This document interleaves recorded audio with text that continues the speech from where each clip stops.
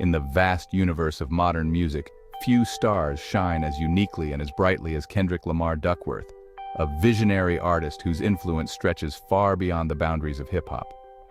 More than just a rapper, Kendrick is a masterful storyteller and a gifted poet, channeling the struggles, hopes, and triumphs of his Compton upbringing into anthems that resonate with people from all walks of life.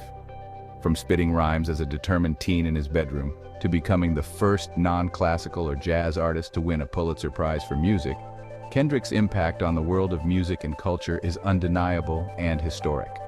His music demands attention, rewarding listeners with intricate layers of meaning, innovative soundscapes, and a fearless approach to storytelling, all deeply rooted in hip-hop tradition.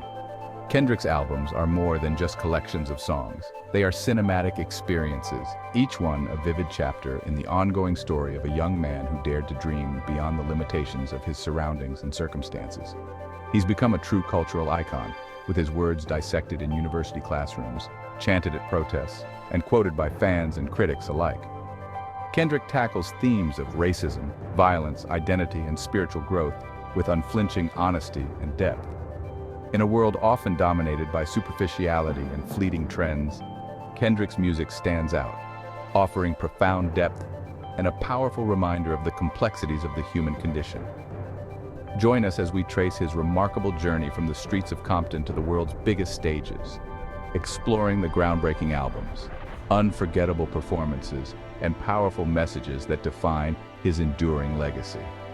This is the story of Kendrick Lamar, a king from Compton, whose voice continues to inspire and challenge the world.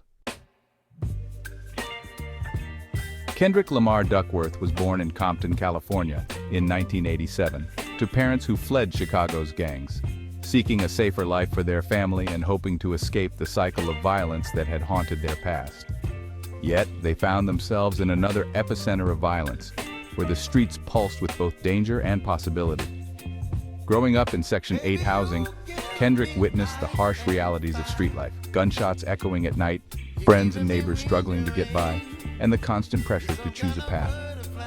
But instead of succumbing to the streets, Kendrick found solace in writing and poetry, pouring his thoughts and emotions onto the page, using words as both shield and sword. A pivotal moment came at age 8, when his father took him to see Dr. Dre and Tupac filming California Love, an experience that ignited his imagination and planted the seeds of his musical dreams. At home, the air was always alive with music. Soul, funk, and West Coast hip-hop tracks spun on the record player, filling the rooms with rhythm and hope. Tupac's duality as both poet and revolutionary left a lasting mark on Kendrick, showing him that music could be both deeply personal and powerfully political.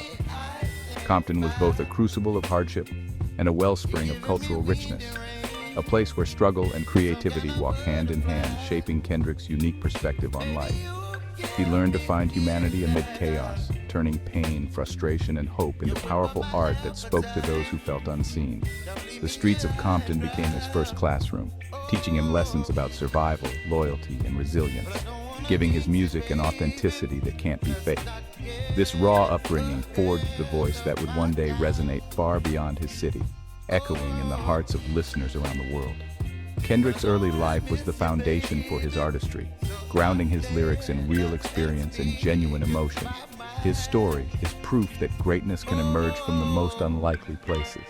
Compton made Kendrick Lamar, and through his music he gave a voice to his city and to countless others like him. As a teenager, Kendrick's passion for writing merged with hip-hop, fueling his creativity and giving him a sense of purpose. He spent countless hours filling notebooks with rhymes, drawing inspiration from the world around him and the music he loved. At just 16, he began recording under the name K. determined to make his mark in the local rap scene. Even at this young age, Kendrick's drive set him apart from his peers. His debut mixtape, Youngest Head Nigga in Charge, was raw but showcased his undeniable talent and hunger. The project quickly caught the attention of Top Dog Entertainment's Anthony Top Dog Tiffith, a key figure in West Coast hip-hop. After a legendary 2-hour freestyle audition, Kendrick signed with TDE, joining future Black Hippie members J-Rock, Ab-Soul, and Schoolboy Q. This moment marked the beginning of a new chapter in his journey. TDE became a creative boot camp, pushing Kendrick to sharpen his skills through a series of mixtapes like Training Day and C4. Each project was a step forward, building his confidence and reputation. His boldness and lyrical prowess soon earned him a cosign from Lil Wayne, signaling his arrival on the national scene and giving him a major boost in credibility. In 2010, Kendrick dropped the K. moniker, embracing his real name for a more authentic approach. This decision reflected his growth as an artist and his desire to tell his own story. The Kendrick Lamar EP and overly dedicated mixtape marked a leap forward with introspective, narrative-driven songs that revealed his depth and vision. Tracks like Ignorance is Bliss showed a mature artist ready for the spotlight, unafraid to tackle complex themes and challenge listeners. The mixtape era ended.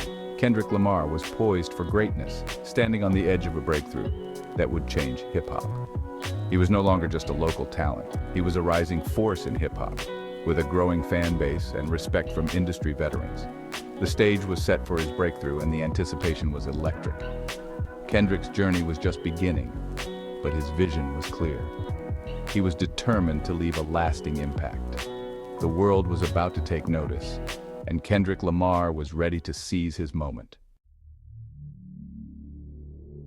In 2011, Kendrick released Section .80, a conceptual album exploring the struggles of a generation shaped by the crack epidemic and gang violence. Tracks like ADHD and High Power established him as a new voice in hip-hop, catching Dr. Dre's attention. Signing with Aftermath and Interscope, Kendrick gained the backing to reach a global audience. In 2012, he dropped Good Kid, M.A.A.D City, a cinematic album chronicling a day in the life of a teenage Kendrick in Compton. The album's narrative, hits like Swimming Pools and Poetic Justice, and vivid storytelling set it apart. It debuted at number 2 on the Billboard 200 and went triple platinum, earning 7 Grammy nominations. Though he controversially lost in several categories, the album cemented his status as a superstar. Kendrick had turned his life story into a masterpiece that resonated worldwide. He was no longer just a promising rapper, he was a true artist. Good Kid, M.A.A.D City made Kendrick Lamar a household name. The world was listening. After Good Kid, M.A.A.D City, Kendrick stunned the world with To Pimp a Butterfly in 2015. Instead of repeating himself, he delivered a dense jazz and funk-infused exploration of Black identity and systemic oppression. Songs like All Right became protest anthems, while You and I revealed his personal struggles. The album's structure, built around a gradually revealed poem and a surreal conversation with Tupac, tied its themes together. Collaborators like George Clinton and Kamasi Washington helped create a timeless sound. To Pimp a Butterfly debuted at number 1, won 5 Grammys, and was hailed as an instant classic. It solidified Kendrick as a visionary, willing to challenge both himself and his audience. The album was more than music. It was a cultural event. In 2017, Kendrick released Damn, pivoting to a more direct, accessible sound while maintaining lyrical depth. The album's structure played with duality and fate, with tracks like Humble and DNA becoming massive hits.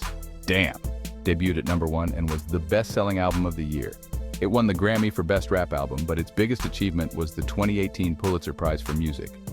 The Pulitzer Board praised its authenticity and complexity, marking a historic moment for hip-hop. Kendrick became the first rapper to win the award, elevating both himself and the genre. Damn proved that hip-hop could be high art. Kendrick's place in history was secure.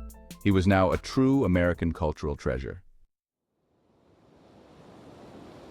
Kendrick Lamar's genius lies in his unmatched lyrical skill and storytelling. He switches flows and voices effortlessly, creating a rich, theatrical experience in every song. His command of rhythm and rhyme is breathtaking, but it's the substance that sets him apart. Kendrick's lyrics are filled with vivid imagery and emotional depth, transporting listeners into his world. He tackles social and political issues with nuance, never shying away from self-critique or uncomfortable truths. Tracks like The Blacker the Berry and Mr. Morale and the Big Steppers showcase his willingness to confront his own flaws. He weaves the personal and political into a cohesive vision, telling both his story and a larger story about America. His words are dense with meaning, rewarding those who dig deeper. Kendrick is a poet for the modern age, and his work will be studied for years to come. He's redefined what it means to be a hip-hop artist.